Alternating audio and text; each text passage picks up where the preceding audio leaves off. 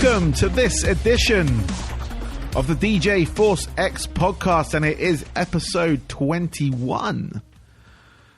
Crazy stuff, and the support just keeps growing and growing and growing. I'm looking at the statistics, and it's just phenomenal. I didn't think I'd get that many people listening to me. Or it's not to me, it's to the bands, let's be honest. It's to the bands I get on this show, the musicians, or even the... It's not just bands. I've had other people on here as well. I had Misty Suicide, who co-created the Suicide Girls. That was a good one as well. So I'm looking to build this platform to help these bands, help these people, individuals, just promote their material themselves. You know, so you can always listen to an album, but it's always good to know what these people are like. And this show is no different. Like I said, I got the husband and wife from Fine Titans, and they were fantastic. I really enjoyed it, so I hope you guys enjoy it as well. But if you can, rate and review. I know I've been going on about this in the past couple of episodes, but it really would help, not just me, but the people I'm having on this show. Just leave, go onto iTunes. It's as easy as clicking 1 to 5 stars and leaving a comment, a sentence long. That's all you have to do. Spread the love, spread it, share it, do all that kind of stuff for me, and that would be absolutely awesome. On to the interview, though. So, this is Jen and Evan from Fine Titans. Enjoy.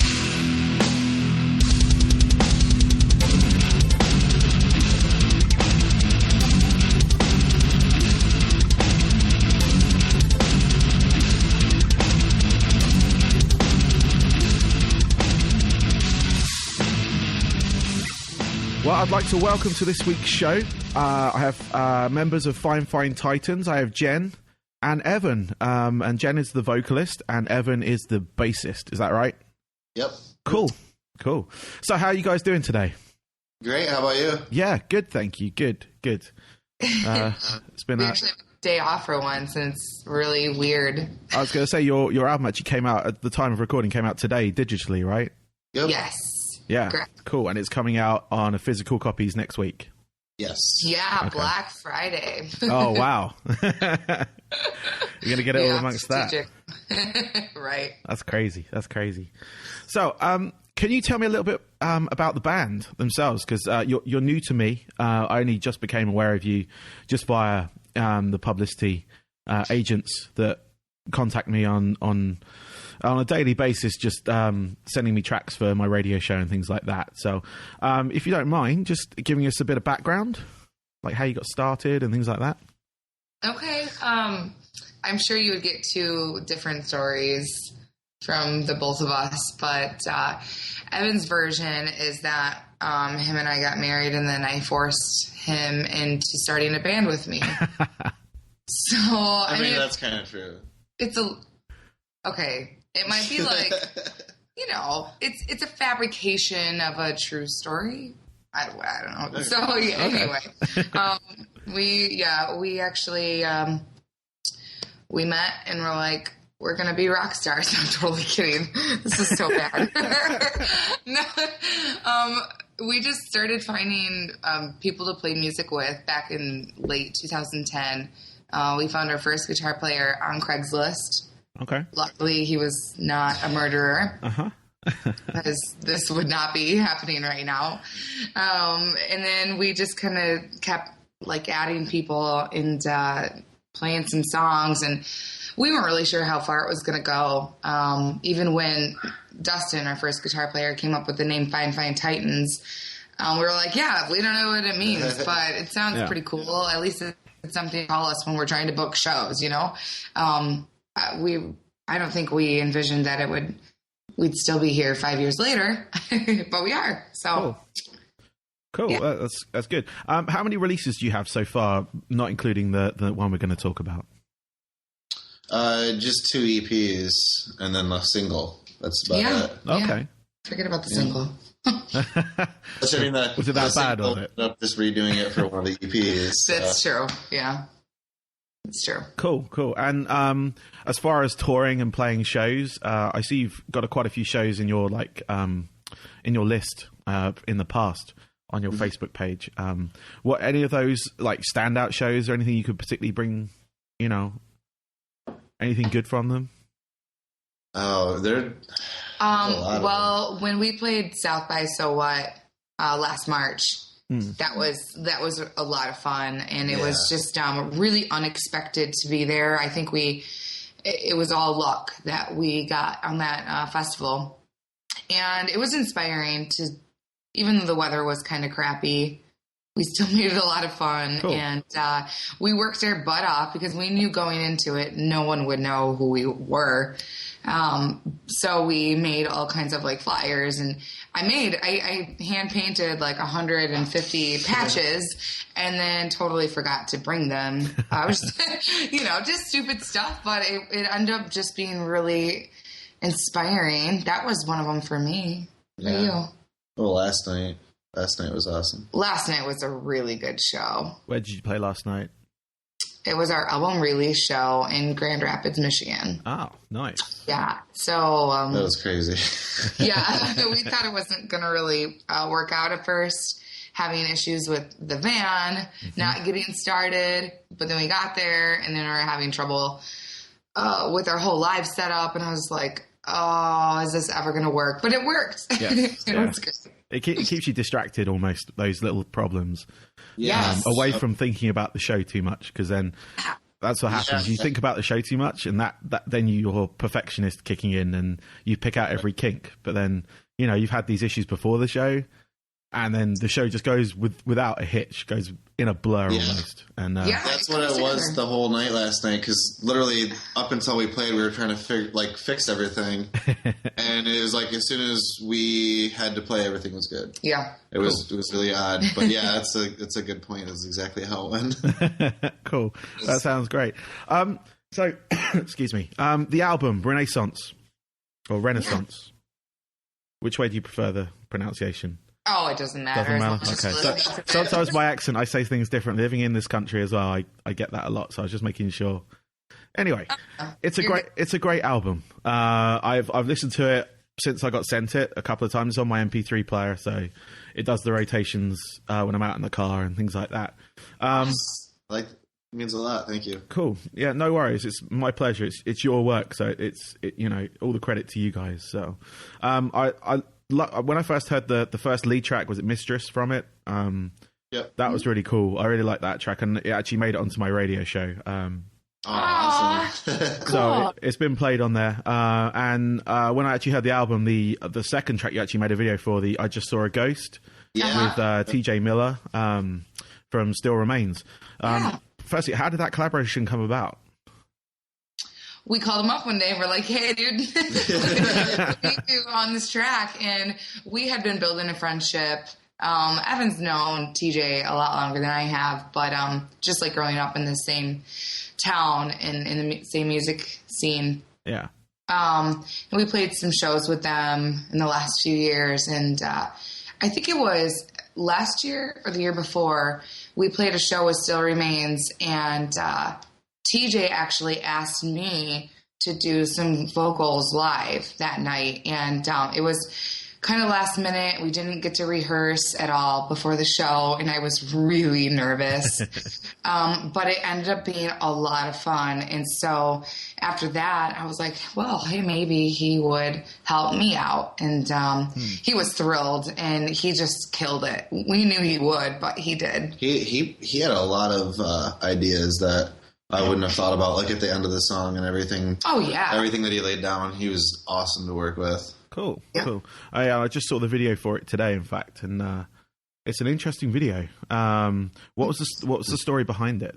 If you want to explain it to people, kind of in a visual way. Sure. Yeah. So the video production company, Three Goats Moving Pictures, just a team of three guys, and they're not goats. It turns out. Okay. They're guys. It's kind of confusing when you see the name and then you see them. But so they came up with this concept.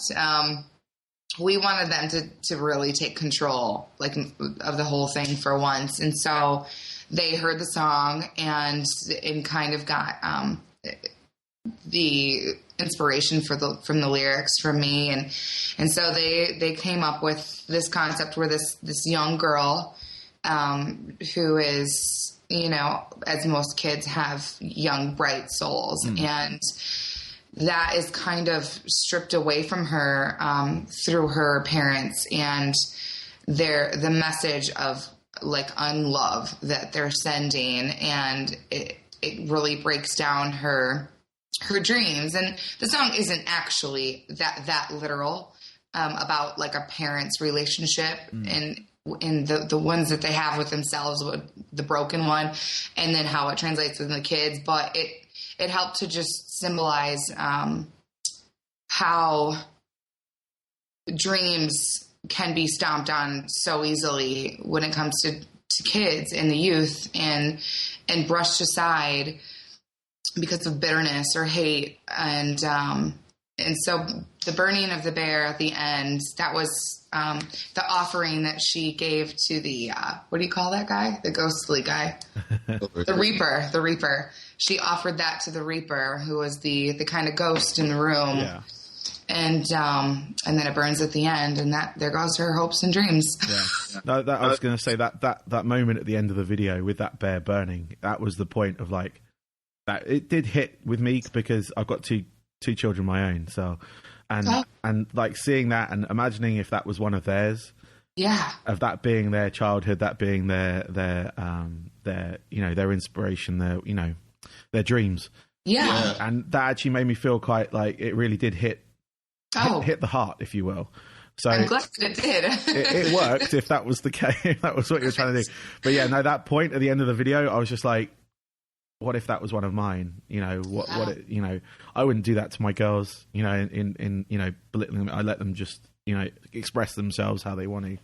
So, because I was allowed to do that to a point in my youth. So sure, I'm going to pass that on and, you know, let them find what passion. Yeah, you know, absolutely. They want to do and you know, support them in doing that. So, but yeah, that video, that's why I just wanted you to explain it, just so it was better than I could explain it. So, but that end bit, that really did hit home. So, good. Well done to the video makers and the story makers of that one. So. Yes, we will pass that along to excellent. them. Another interesting track on your album, Guillotine. Yes. With James Barber. Now, I looked up the name James Barber online. The only thing I could find was an actor, Broadway actor. Is that who it is, or is there someone else? No, it's actually like a childhood friend of mine that I had been in bands with, and he's just like we would see him at like open mic doing spoken word and things of that manner, and he's just really good with his words. He's very metaphoric, and Jen and our drummer were actually putting together an idea for that track, and we decided, let's try James out on that. And it was like a week before we went to the studio. I thought, you know, this was like the lyrics, I guess, or poem, I should say. It came out of nowhere one day. I read this article on the internet, and it just like, when I was sitting down in this coffee shop, and it like just tore me apart. It hit me so hard that I had to write about it. I never intended it to be for a song ever. I just had to write it. Yeah. And then I don't know what hit me one day when we were sitting down writing for the album. I came across that poem, and I thought, this should be used. This needs to be used. And so yeah, our drummer, he wrote the entire music part of it, and our drummer at the time anyway. And so, because I gave him the lyrics, he said, look, I know this will hit close home to you as well. Let this inspire you, write something to this. And then we put it together. And then a week before we went into the studio, I thought, this just needs something. And then I thought, James, because James and I, we were supposed to write this, we were supposed to start this writing group. We love writing together, or not maybe together, because we've never done that before. But, like we love reading poetry and spoken words and things like that. And so I thought James would be so passionate about this. And so I sent him what I had. I said, look, you have a week. And he was like, the next day, I swear, he had like 4 books. He was like, can I use all of this? I said, no, it's only a few minutes song, but we'll make it, we'll work something out. Yeah. Well, that's cool. I mean, it's a complete departure from the rest of the album. I think that's why it really stuck out. But it was like the words on that track, the spoken words, were quite hard hitting. They did feel like it was something that was quite close to at the time of writing, quite close to you, or something like you said, you read something, an article or something, and the words just come out and yeah. So it's a really cool track. But like I say, I thought it might be an interlude track, but I looked at the time length of it and was like, no, that's a full track. So because the rest of the album didn't have any interludes, so I was like, it's interesting, but yeah, no, it was really cool. I really enjoyed it. So thank you. Yeah, it was exciting for us to do something different like that. And I thought for sure, I said, I'm sure a lot of people are not going to be into this, but you know what? I don't know. It did something for us writing it. So that really mattered. Yeah. It's going to be important to someone. So, it doesn't, from my background of writing music and things, I went through a phase of caring what other people want. And then eventually I was just like, no, I'm just going to do what I feel is what I want to do. So, and that's where you're at. Exactly. That's where you got to do. And those tracks are worth gambling on because, some people might not, but some people will. And it is a departure from the album, from the sound of your album. And, it's something different. So, that's cool. Thank you. I'm so pumped on it because I feel like even the other 9 songs were so much different from anything we've done in the past. So felt like we were already kind of rolling the dice. Yeah. So when that idea came up, I was like, why not? Yeah. I mean, what do you have to lose? Exactly. So. At this point, the album's coming out. It's a track. You don't have to concentrate on it. Essentially, you've got focus tracks that you kind of lead with. Yeah. And then, you've got the album tracks that people, down the line, they like the deep cuts of albums and they'll listen to them. So that's right. Especially in a world now where we shuffle everything. Yes. Oh, I know. Yes. The concept of an album is like, I failed as a parent the other day. I asked my kids, I'm going to put an album on, this music, because they were listening to various bits and bobs. So I was like, I'm going to put, and they turned to me and go, what's an album? No, not my kids. No. No. But it was an interesting moment. But yeah, in the age of shuffling, I guess they're lost in there. So we'll bring them back. There's still time. Exactly. Yeah, I still believe in the album. I like a full body of work. Singles are fun, but I want to know what it all means. Even if it's not a concept album, they still all tell a story. Yeah, exactly. I was actually about to ask you what the story of this album in particular. What inspired you to write these songs? Is there anything is there a constant vibe running through it, or is it just different things? Yeah, there was, and actually that plays in part to the title Renaissance, because being together for 5 years as a band, and going through, we went through quite a few lineup changes, and we felt like we had really experienced a lot while still keeping super low key. Not that we wanted to stay underground or something like that, but we had to figure out a lot of things in the last 5 years. And so when we did another kind of reconfiguration of members, not to our own likes, but we had to. And then when we did, the music changed and we changed as people. The things we were writing about were changing. And so much so we really didn't even want to keep the band name Fine Fine Titans, but it would have been kind of stupid to let it go at that point, because we had some videos out and gained at least a little bit, a following in this region. And so we're like, well, you know what? it doesn't matter what the name of the band is. We can still be a different band, and we can still, follow the evolution ourselves and the music. And so that I think we had in mind probably the entire time we were writing the album. We're like, we don't have to be what Fine Fine Titans was 3 years ago, or who we were as people and musicians 10 years ago. It's really a new start for us. I felt like the whole time we were writing it, the constant theme was just more or less just be open-minded and try anything. Yeah. That's kind of how I felt.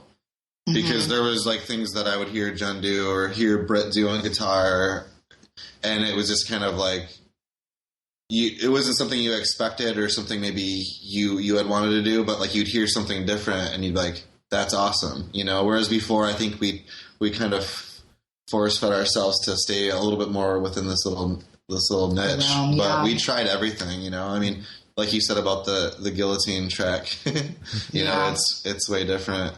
And I think the lyrics played really a part in that because it was all about just trying to let go of former hardships, maybe relationships in the past, whether they be romantic or not at all, and just trying to move forward, just saying, really embracing, what things that have happened in the past, but saying, you know what, this is going to be like the last time that your name is mentioned. Yeah.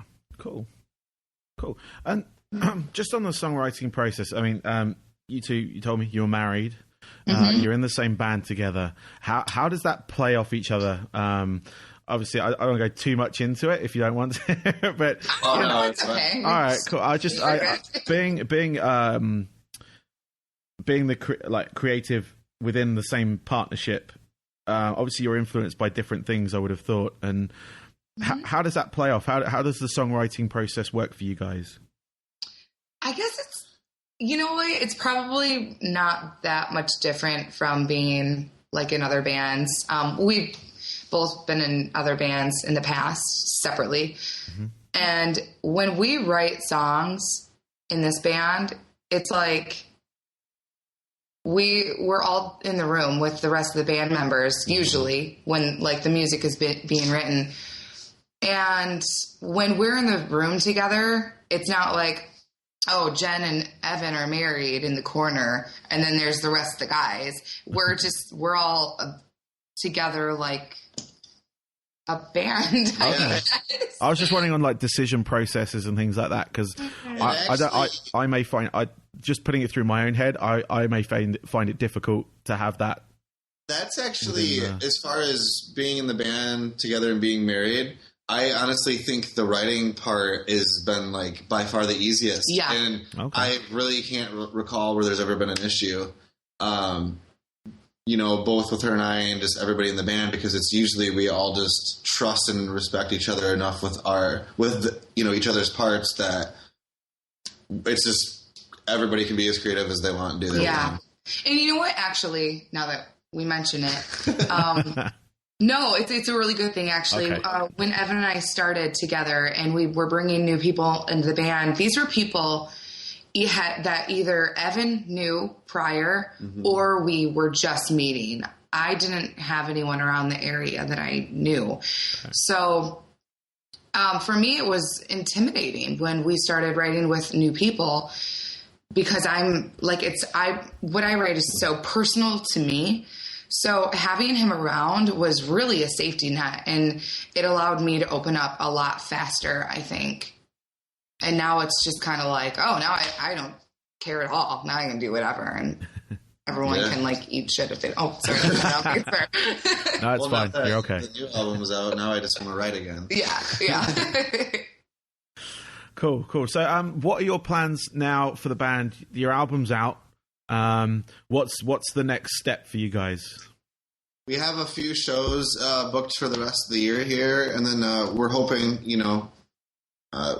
pretty close to the new year, shortly after, we'll do some touring and just get out on the road and play a lot more shows than we have been. So we had a lot of snags this year, like she had surgery and stuff, and now that we've got it all the way and we got the album coming out, we just want to play. So, and we'll probably write quite a bit, I would assume. Yeah, with winter coming up, for sure. Cool. No, that sounds good. So, can the fans expect anything from these shows coming out, or are you hoping to hit nationwide as well on the back of this album? Are you hoping to jump on some tours or anything like that? Would love to. Yeah, probably after the new year, we would love to. We've been talking, and we're going to try to set stuff up for that. Yeah. We'll be mostly in the Midwest and the Northeast for the end of the year here. Yeah. But hopefully after the new year, it'll go farther. Yeah, but hey, like if any bands like the Deftones or like Glassjaw want to take us on tour, we would be more than happy to. If AFI wants to do they can just call us up and we'll be like, we'll shuffle some things around, get us some appointments, but I think we can make it work. Yeah. I saw the Deftones recently. They were great. So did we. We saw them. Yeah, the tour with Incubus. That's the one we saw. Yeah, it's the first time I've been to an amphitheater because I live in Florida, but I'm from the UK, as you can hear from my voice. Yeah. But I saw them in the UK in very sort of small, dingy venues when they were like in the sort of mid to late 90s and things. Oh, wow. But seeing them over here on a huge stage and Incubus as well, because I love those guys as well. But oh my gosh, I'm a diehard Incubus fan. That Incubus tour, that Incubus set was like one of the best sets I've ever seen a band play. Yes, it was like it covered everything. So good because they went through a phase of not playing anything off Science and things like that, and I was just like, I wasn't looking forward to seeing them because I want to hear those songs because they're the ones I grew up on, and they're the ones I saw when I saw them live in London. It was 96, 97, tiny venue, like 3-foot stage. He had his huge, massive dreadlocks that went all the way down. And that was one of the best shows I've ever been to. And they played nothing but that and Fungus Among Us material. Oh my gosh. And like going from there, and then I saw them a few times, they got bigger and bigger, and then they released like the latter albums, then just concentrated on those. But when I saw them this time, it was like Certain Shade of Green. It was like those tracks off that album. It's fantastic. So, and that new EP they have is just phenomenal. Yeah, I've not heard that yet. It's on my. Oh, it's so good. It's on my to listen to list. It's just I've got to catch up with it. So yes, before the next one comes. Yes, and the new Deftones album as well. Apparently, I know they keep pushing that back, and I'm just like. I'm losing my mind because I just want that album so bad. Yeah, they were fantastic as well, that show. Their set was pretty solid. On that yes, it was. They'd kill it. Yeah, no, they were great. I love those bands. So, I mean, if they're not doing anything, we'll go out with them. Yeah.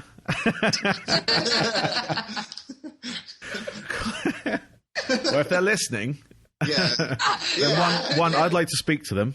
Just for my podcast and radio show. But if they're listening. There's a support band here. Hashtag and share it around. So it'll get to eventually, right? That's what the internet's good for. Yeah. Let's try. We've got to think of a hashtag though. That's the trick. Something catchy. Yeah. I think that's it. Hashtag something catchy. Uh-huh. Perfect. Sorry, I'm a dumb. That's right. Try not to cough. So, anyway, what are your hobbies away from music? To sort of take a departure from music talk, what do you do when you're not writing, when you're not performing, when you're not practicing?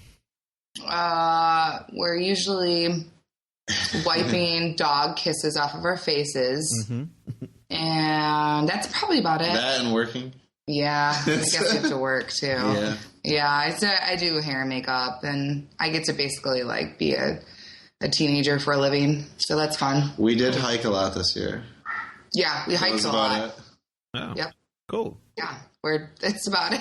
Yeah, no, that's right. It's a departure from music. A lot of people they'll immerse themselves in video games. They'll sleep to get away from the music. And that's all they do. They just sleep and make music. So yeah, I used to do that, but we got rid of our cable TV this year, and I haven't turned any of the video game systems on in months. And except the Wii. The Wii. We did play Wii. Bowling is like really that's an addictive game.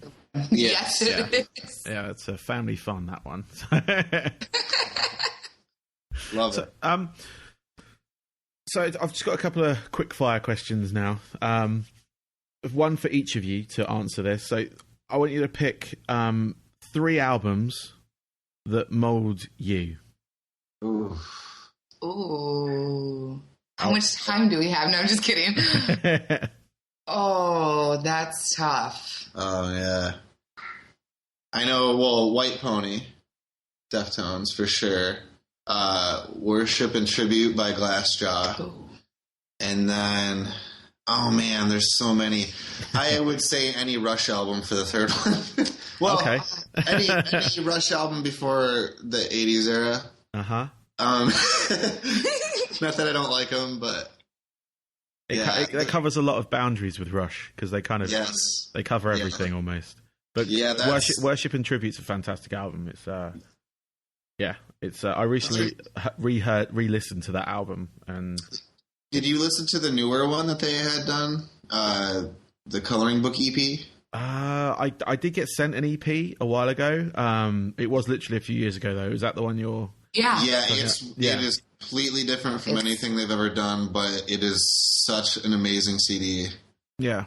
I was blown away when Yeah. I heard that one. Well, it's kind of a departure. It was really strange when Daryl, the singer, did... what was that band? Oh, Head Automatica. That's it, Head Automatica. Yeah. And that was a complete, 180, if you will, from being kind of very aggressive and that kind of very incredibly angst in some cases, to that kind of disco sound. Yeah. It was... those Head Automatica albums were awesome, though. Yeah, I've got them both. Is it Decadence and... Mm-hmm. I can't remember the name of the other one. Get the other one in there. I know, I'm totally cheating and looking at my phone because I'm like, what do I listen to the most? And I'm like, well, this is hard because now I have way too many things to say. So maybe since I really found the nerve to start singing in bands and not just dream about it, Make Yourself from Incubus. Mm-hmm. I love Science, but Make Yourself was the first album of theirs that I heard. That was my introduction to the band, and so I have a very, very bittersweet memories attached to that. And Brandon Boyd's vocals are just probably one of my most, the biggest inspirations to me. So definitely that, Make Yourself. And then probably Sing the Sorrow by AFI. Mm-hmm. Davey is another vocalist that just blows my mind. Yeah. And the music it's kind of dark, but it's really melodic, and they have the awesome punk rock sound to it, and it's just I don't know, something about it made punk rock more accessible to me as someone who grew up listening to R&B and jazz and classic rock. And so that one, and then the third one, oh boy, it's gonna be En Vogue. It actually. Yes, I was probably something by En Vogue. I would have guessed that. I should have had Evan answer this for me, because every time En Vogue comes on my stereo, I'm like, oh my God, I relive the same memory I tell him from when I was 10 to 15 and how they kind of taught me how to sing. So, I don't know which album of theirs, but... They taught us all how to sing. No cool. shame. Yeah. Cool. Well, thank you for that. Okay, we're just getting one more question. Where can people reach you online? Facebook is pretty much the easiest. Yeah, it's probably the best, but... Email. We love nasty YouTube comments. Oh, they're the best. So if anyone wants to... No, I'm just... but really... I actually do. They're pretty funny. They're pretty funny. Right now, I know we probably have some really nasty comments on the Lamb Goat website, because it's our album streaming on Lamb Goat's website right now, and they are wicked. Yeah, I already saw a couple of them, and I loved it. But yeah, Facebook, email, Twitter. Yeah, all Fine Titans. Yeah, if you go to finefindtitans.com, you can find all the information on how to contact us. Cool. And your music is across all the platforms? Yes. Yep. So you can find it on Spotify, Apple Music, iTunes, Amazon. Yep. All of this stuff today, yes, and then I believe since the new one's out digitally today, it should be on Spotify. I haven't I haven't checked. But it will be there soon. If it's not be there, it's on Google Play, Bandcamp. Yeah. Cool. Yeah. Everything we could think. If they want, obviously the physical copy comes out on the it's the 27th. Right? Yep, 27th. Where can they get that from? Is that going to be available in the stores, or is it just via your website, Bandcamp, anywhere like that? It should be. We were told stores. So as far as all the stores, every store. No, I'm just kidding. So I don't know, what stores exactly. But we'll find a way to make it available online as well for people that can't find it in a record store or anything like that. We're actually working on getting a merch store set up online finally. So yeah, and then of course at all the shows. Yes. Cool. So just come to all the shows. All of them. Cool. Well, thank you for your time, guys. Thank you. It's been a pleasure. And yeah, everyone go check out Renaissance. It's out now. Yes. By thank all you good so much. musical stockists. I will be playing more tracks on my show, so they can check out my show for that if they want. But yeah, check them out. So thank you guys so much. No worries. You have a great rest of your day, okay? You too. Thank you. Bye.